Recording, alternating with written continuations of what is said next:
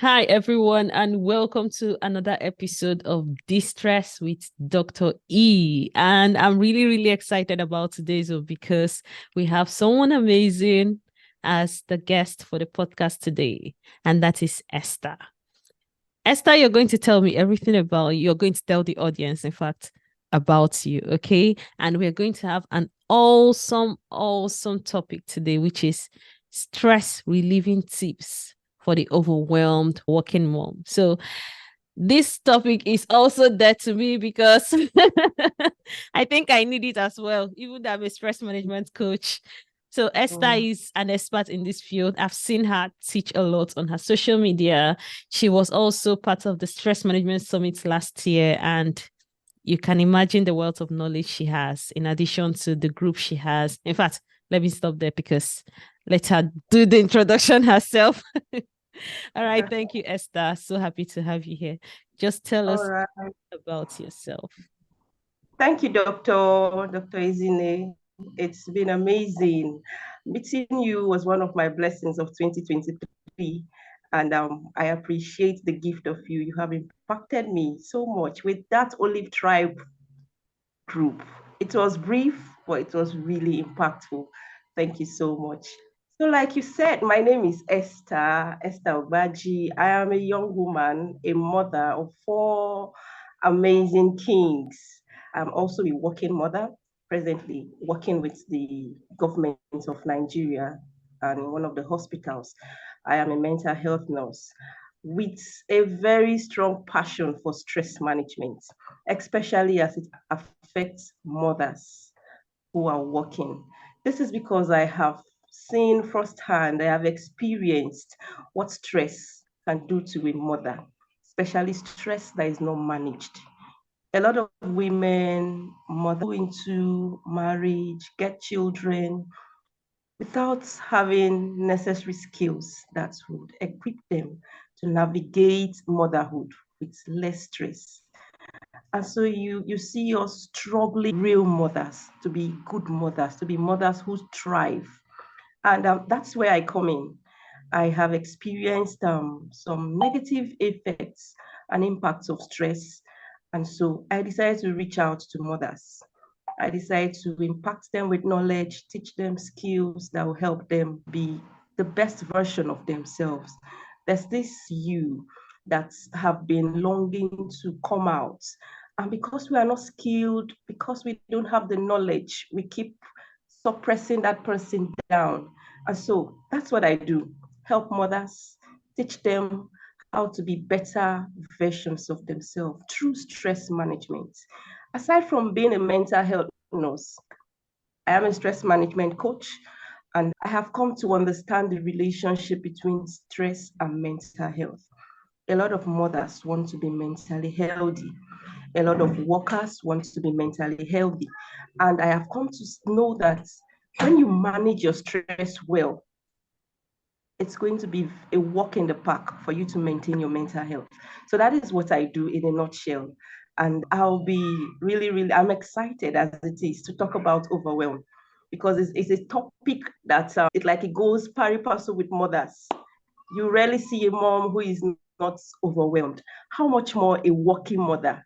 So I'm excited to jump into this, Doctor. Thank you for having me this wonderful day. I think I'm going to try to unpack all you've said. First of all, you started with the thriving olive tribe. Yes. Yeah, it was for those that are listening, it was something that was inspired. A tribe that was inspired. I'll say, yeah, it was inspired by God early last year, I think February. So it just lasted for a short while, less than 3 months. So it was a tribe that's where I was showing up every Friday to teach. And hearing this from you, when you do something and you're like, okay, this is one of those things you should be consistent with and continue to do it. But then it just ends abruptly. And you're like, okay, why did you even start it in the first place? But then hearing this from you is like, okay, it was meant to be. Because I remember when I had that tribe, it was more like there is no strategy and I don't know how long this tribe is going to last. I remember saying that. And everything I Yes. was teaching every week was inspired by God every single week. Yeah. So for those listening to me, if you're still interested in all the things that I shared in that tribe, I have compiled them in a drive. It's free. Just write to me and just check my description. There will be a way to contact me and I'll send you that link. Okay. So back to what we are talking about. Esther, when you were talking, I could feel the passion in your voice. It's like a fish in water. It's your own natural habitat. It's not something you're struggling to do. So I could feel that passion in your voice. And that would make me want to know what made you go into mental health nursing. Because when I started hearing about mental health nursing was we were trying to relocate to the UK. That was when I started hearing there was something like that. I didn't hear about it in Nigeria. So how did you get interested in that field and also working in that field in Nigeria? Okay. You know, as an individual, I I always want to know why. And trying to know why means you want to understand the workings of the mind. And that's one thing that drove me into mental health. I really want to understand how does the mind work. I was really fascinated and I have been fascinated about it. So that's one of the things that pushed me into studying mental health. And it's one field of nursing for me that I find very, very, very intriguing. You don't meet the same thing every day. You go to work today, you are going to see something different. And I love that challenge. I love that being on your toes, like you don't know what you are going to see today. So it's something that made me go into that. And I have come to love mental health, especially even in Nigeria. So you begin to understand what people go through, why they go through that. And it's very satisfying for me when I help someone understand why they are going through that, like the story behind what is happening to them, how their mind is working. It's really fulfilling. And that's one of the joys I get working in mental health in Nigeria. And even in the course of my interaction with women, with mothers, and even those who are not mothers, I discuss about stress. This, so this is what is happening. Well, the feeling is beyond description. So that's part of what drives me as a mental health nurse and even as a stress advocate. Wow, I can imagine how it feels when you help somebody uncover why they feel the way they do or why they are having the symptoms they are having. Well done, especially in Nigeria where mental health is mental health awareness is not as much as we have it here. There is so many information here, so much support. For those wondering, I'm in the UK, so many support, as in it's something that you can easily express. For instance, there was a child I was talking to. I mean, a child, a 14-year-old. She told me that she has had depression in the past 3 years. That means since she was 11, she was aware she has a diagnosis of depression. So that awareness has made them to be really, really expressive about things like this, talking about how they feel. They can put a name to their emotions. They can tell you, hey, I feel upset right now. I feel irritable. I'm becoming, my mood is low. Unlike where we come from, where there's that stigma, you can't even talk about certain things. In fact, if you voice out that you're stressed, somebody else will counter you, first of all, that you shouldn't be stressed, that they're also going through worse stress. So how do you try to get people to open up to you, like to express themselves, and then go to the point, to the extent of helping them dig deep to understand why they are feeling the way they feel, or why they're experiencing what they're experiencing? How do you get people to open up to you? Okay. You know, there's this thing about being vulnerable. When you give out a little of yourself, you might not tell the whole story about yourself. You see someone struggling, let's say a mother struggling with a child that is throwing a tantrum, and you could see visibly that she was getting upset herself, even more upset than the child. So when you say, my child does the same thing, it's like you have developed a kind of kinship with her. it's easy for her to listen to you because she knows this person is coming from where I'm coming from.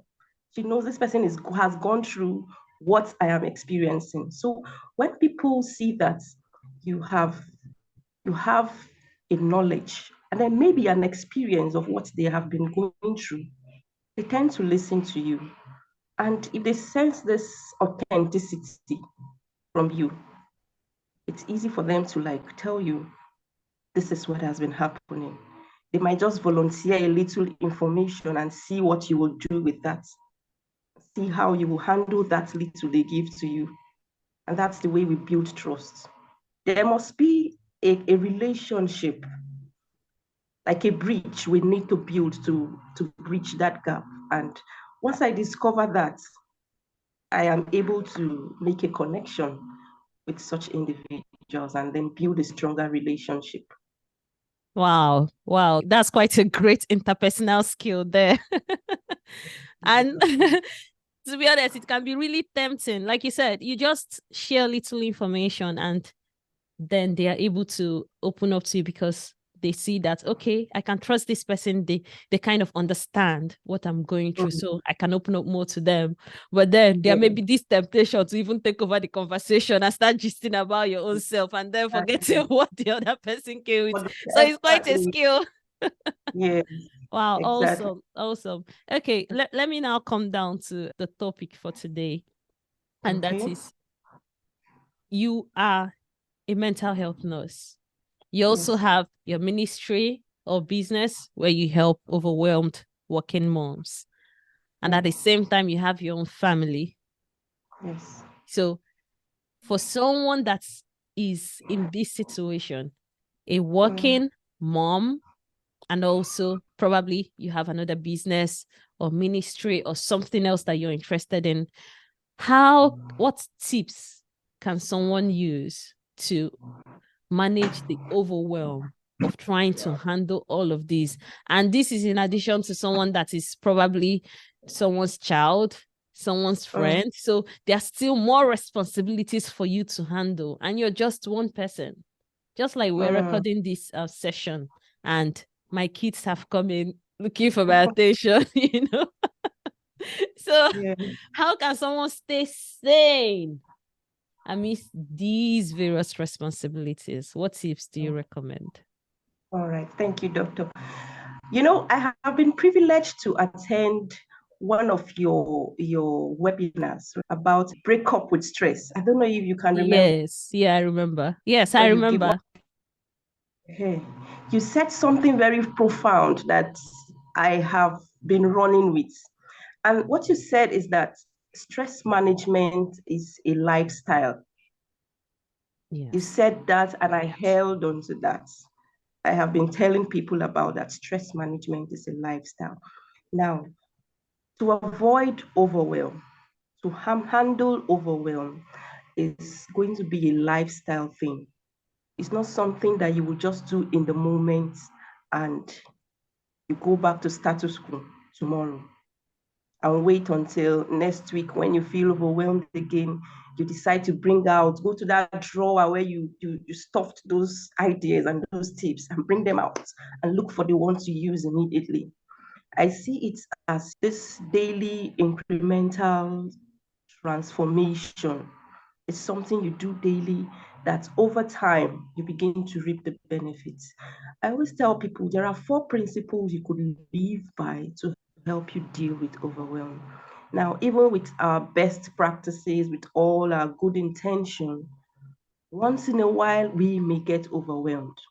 But then to reduce the occurrence of that, these principles have been able to help me and help a lot of women who are living by that. The first principle that I teach people is that not everything needs to be done today.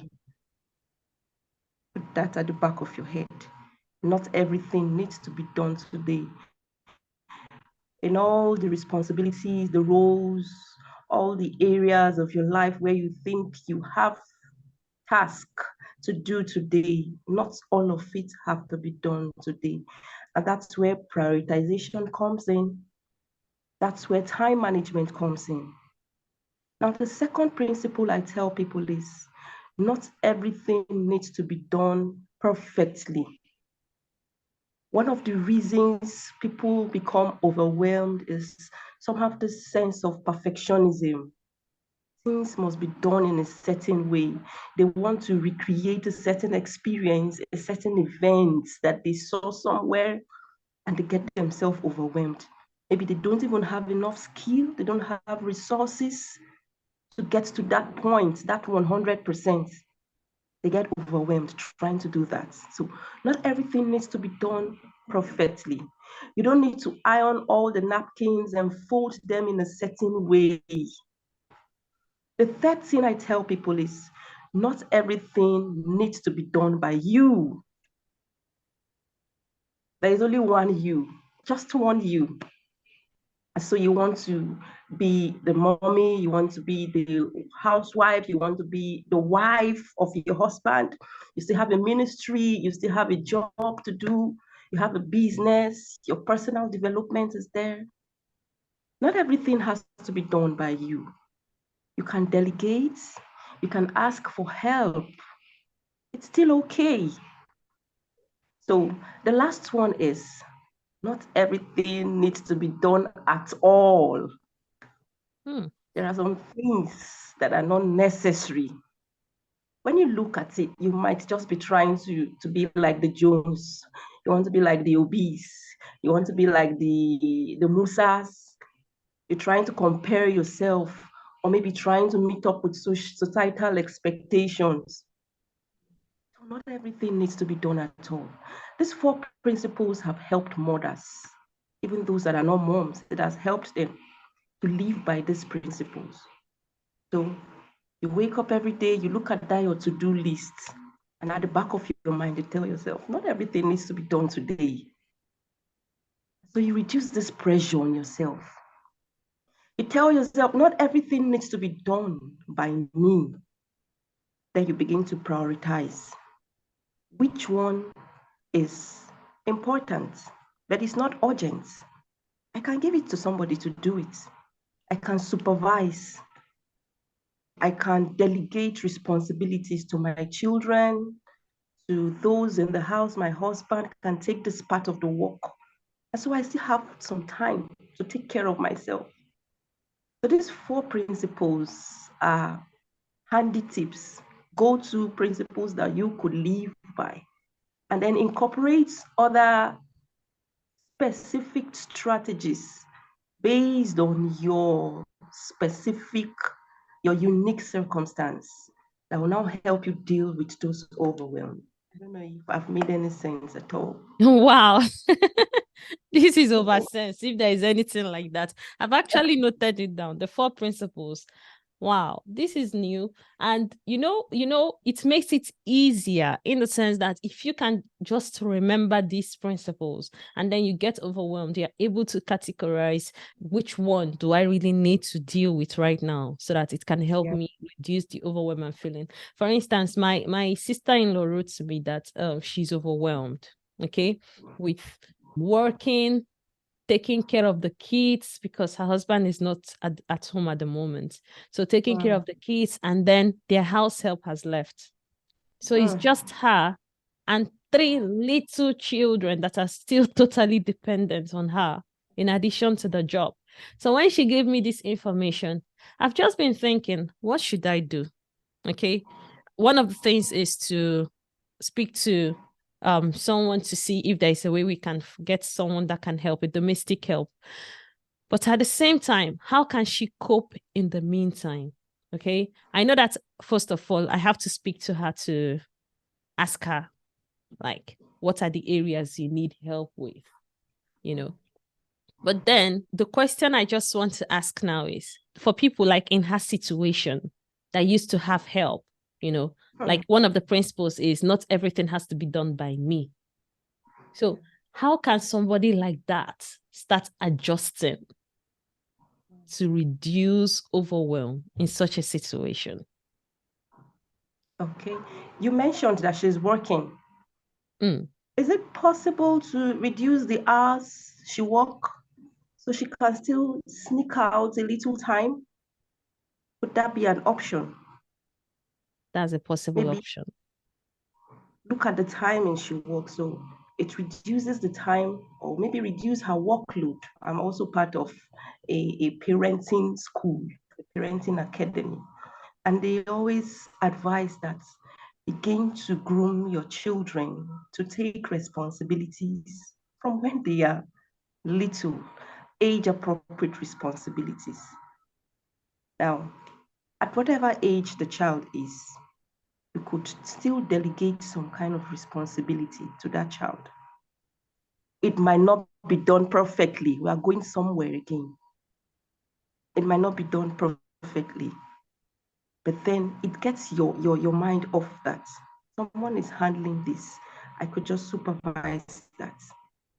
And then there are certain responsibilities, certain tasks at home that you don't need to do every day because you are trying to cut back on your activities. Certain things that you used to do daily that you could get by with good enough. It may not be 100%. If you used to sweep the house every day, you could move it down to 5 times a week.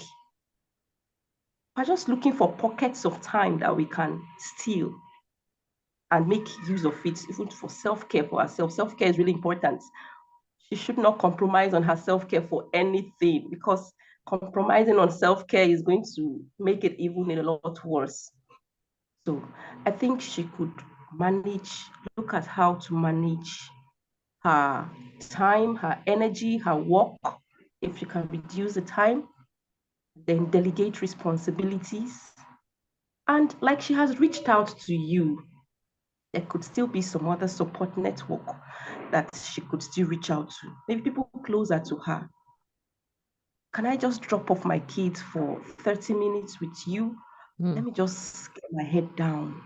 So these are things she could still explore, support network, and then look for ways to manage her time. Manage her time. So these are things that I could Wow. just suggest on the spot. We may still need to discuss further to get some specific answers. But I think she could Yeah. work on this. She could work on this. Yeah. There were two things I picked from the things you said.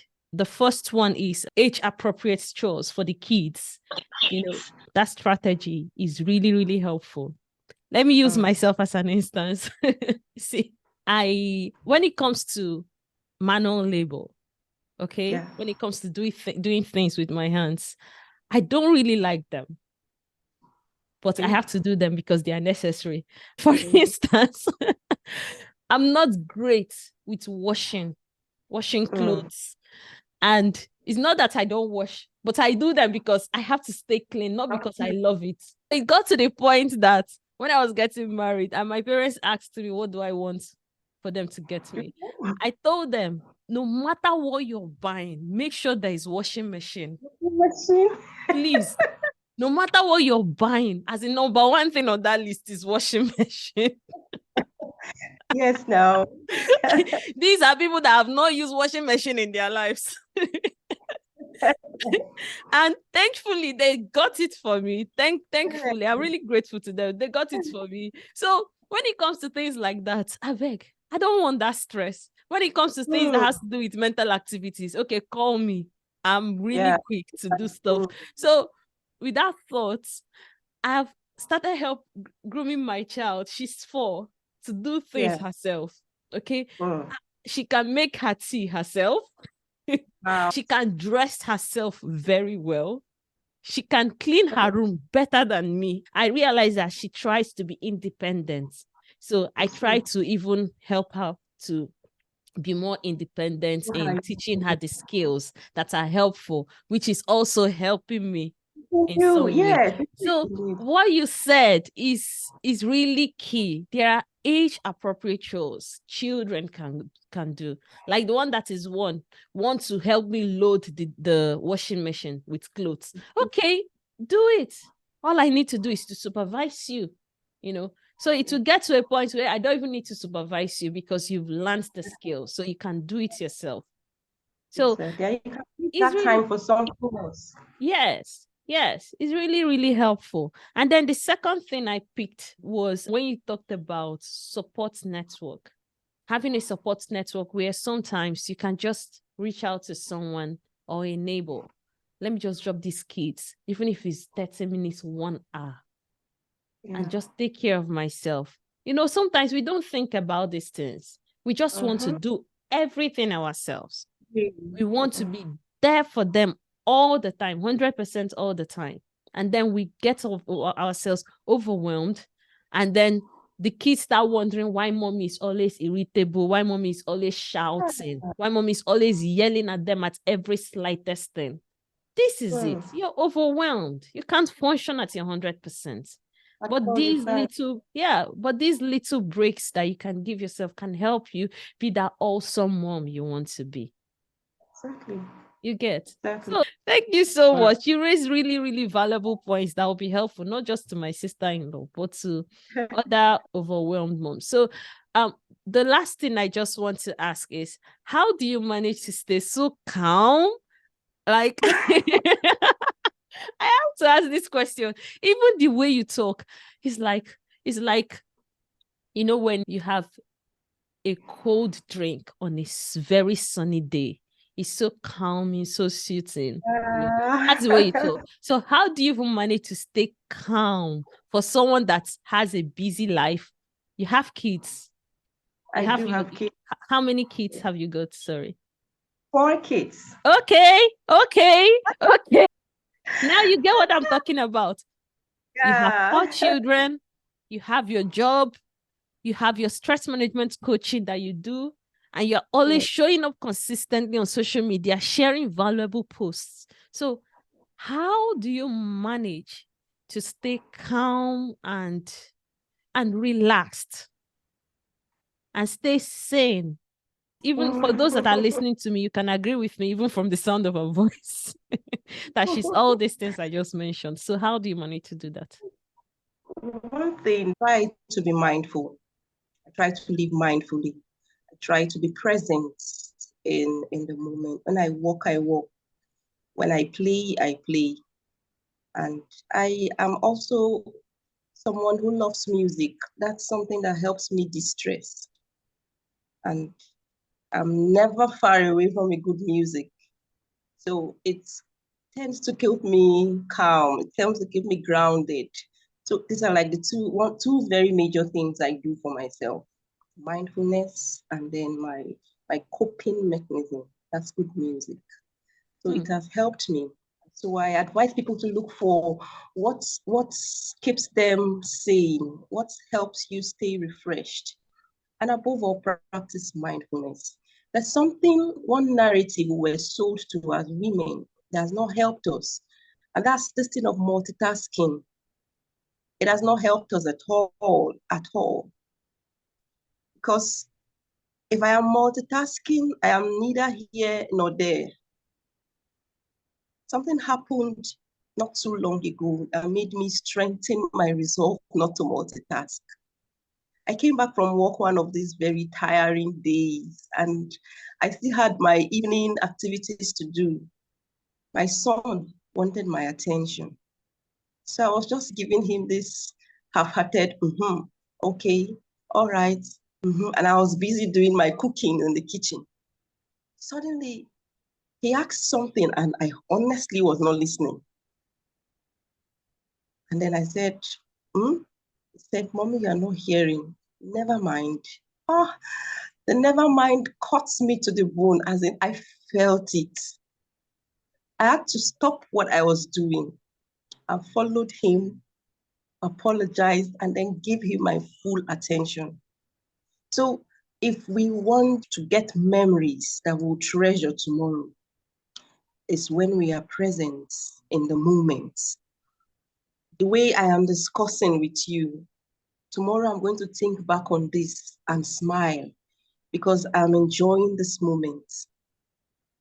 And if I am multitasking, talking with you, trying to put something on the fire, trying to answer the phone, trying to respond to calls or texts, I'm not gaining from each of it, and I won't get good feelings from them. So I advise people, be mindful and then do something that refreshes you. It's going to help us all. Wow. Wow. Thank you so much for that. That's even for me, Seth. Like, that's even for me, where you're trying to record a video and replying to emails at the same time, just talking as in different things at the same time. And then you realize that you're not even churning out quality stuff in all the things you're doing. But with mindfulness, you give it your best at all times. Thank you so much. In fact, when I finish this video now, I'm going to play and I will play well. Please play well. I love that, Doctor. Thank you so much for having me. Thank you so much. It's so refreshing. Before I go, I want to drop something. Okay. I mentioned when we were talking that sometimes even with all our best practices, we still become overwhelmed. We still find ourselves overwhelmed. There's something that has helped me to like a breakthrough. As a doctor, someone is having a seizure, you give an injection to break through the seizure for that moment. It's not a long-term thing. It's something that I advise people to do to help you break through in that moment. And first of all, I tell people, label that emotion. It's very easy for you to ask somebody, hey, doctor, what is the problem right now? What's wrong with you? And they tell you, I don't even know. That is going to make that thing just keep going on the inside. It's just like when you are in the class, a teacher in the class, and there's a group of mischievous boys, children sitting at the back and giggling and causing trouble. And you just tell them, hey, stop that. They will just giggle at you and continue what they are doing. But if you're able to mention the ringleader and say, hey, Johnny, stop that. I see you. Everyone is going to sit up and, aha, they've got the culprit. So if you're able to identify that emotion, yes, you are overwhelmed. What are you overwhelmed by? What are you overwhelmed with? Overwhelmed with fear? I'm overwhelmed with sorrow. What is that emotion? Try to put a finger on it. Somehow it reduces the power it has over you, and your brain begins to like, okay, we are dealing with fear here. We are dealing with sorrow here. Or whatever emotion you are going through, try to label it. The pressure begins to reduce. You can see clearly to focus. Maybe you might have strategies, you might have tips for dealing with fear, but because you are not able to pinpoint that emotion, it's just looking jumbled and mumbled and just everything unclear. And then if you're able to label that emotion, the next thing I advise you to do is bring them. Get a sheet of paper, get your journal, just begin to write. Write whatever just write them down. It doesn't need to be a masterpiece. The way you are feeling, those things that are getting you overwhelmed, just put them down. It's going to be like a valve is being opened and there's this pressure that is reducing. The way the ball, as in the pressure, that ball is being inflated, just going down and down and down. So you feel yourself calm. It's almost like the feeling you get when you talk to somebody. You talk to your therapist, you discuss with a friend, but you're just with yourself writing down. Let it all out. Write it down. And after that, there are two things I suggest. Do something that refreshes you. Practice self-care for yourself. If you don't do that, maybe, then look at that your list and begin to prioritize. Look at those things you need to do. For me, I think overwhelm happens not just because we have so much to do, but because we don't know where to start from. When you don't even know where to start from. So look at that list, prioritize it. What do I need to do? What can I delay? What can I delegate? What can I delete? Or what can I discard? Suddenly, the sun is shining brighter and you're feeling even better. So it's going to help you break through that overwhelming moment. I hope it helps someone out there. I sincerely hope it do. We don't need to live with overwhelm. It shouldn't be a way of life for us because there's this ripple effect it has. Those around you begin to get overwhelmed too. And it sours our relationship, it reduces our productivity, and you don't mother well, you don't mom well. So that's my small tip, Dr. E. Can I have a Thank you so can much. I suggest something to you? All right, ma'am. Yeah, I know you share a lot on LinkedIn, and that's in form of writing. I would suggest if you can also include recording, probably video recording or just something that records your voice. Okay. You get whether it's video or just audio, but something that records your voice in explaining the things you share in the written form. Yeah. Because just Thank listening you to so you much. sounds like therapy, to be honest. I will take that into Yeah, consideration. think Thank you, about Doctor. it. Yeah. Thank you Thank you. so much. Thank you so much. You've shared so many valuable stuff that I'm really, really sure is going to help someone out there, an overwhelmed mom. And for those that are listening, I know you find this really valuable. So also share this to your mom friends, your colleagues, and every other person you know that is going to find this really valuable. Okay. And on how to reach out to Esther, I'm going to share her details in the description. Thank you once again, Esther. I really appreciate your presence in this episode, in this part. It means a lot. Thank you, and thank you, and thank you.